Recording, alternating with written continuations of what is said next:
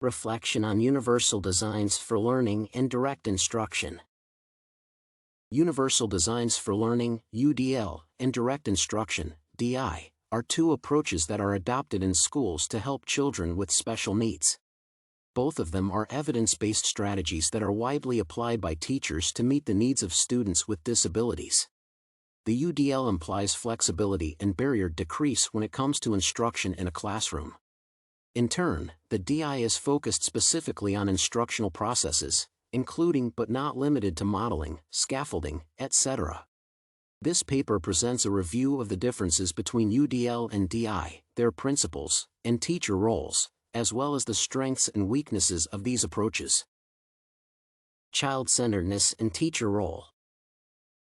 Both UDL and DI can be identified as child-centered instructional strategies since they encourage teachers to become learning facilitators. In particular, the interaction between teachers and students is to be based on motivation and modeling instead of a teacher as a leader only. The construction of learning is a fundamental aspect of both approaches, which allows for providing sufficient support for children. The fact that students are involved in the process of learning creation and organization also contributes to making them active participants. As a result, children acquire the opportunity to have a better comprehension of learning activities and content. Student-centeredness creates an atmosphere of play, in which children feel engaged and comfortable to communicate, analyze, and share.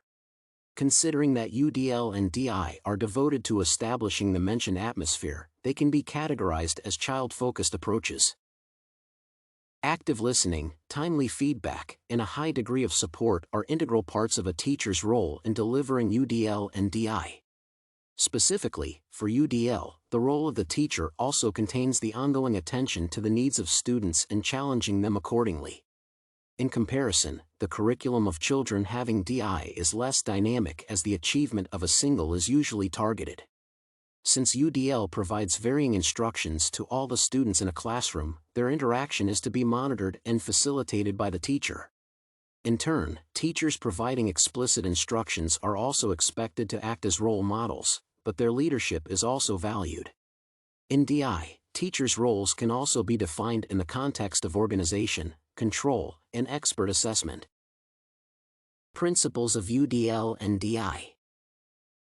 In contrast to specific direct instruction, UDL largely determines the design of learning to solve problems.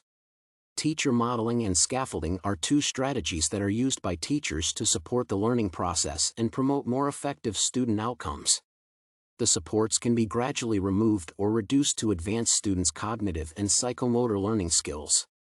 While providing DI, teachers, as a rule, do not apply scaffolding, but teacher-monitored practice is inherent for both DI and UDL. As proposed by Edyburn, technology is important for ensuring interactive learning that is inherent in the digital environment.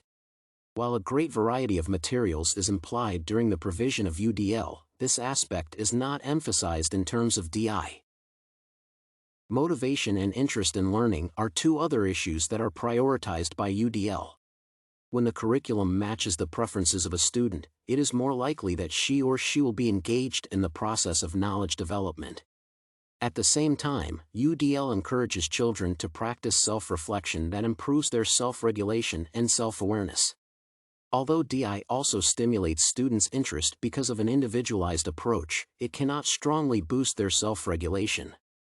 The ideas of UDL are presented in a structured but flexible nature, which provides the opportunity to quickly and easily change instructions.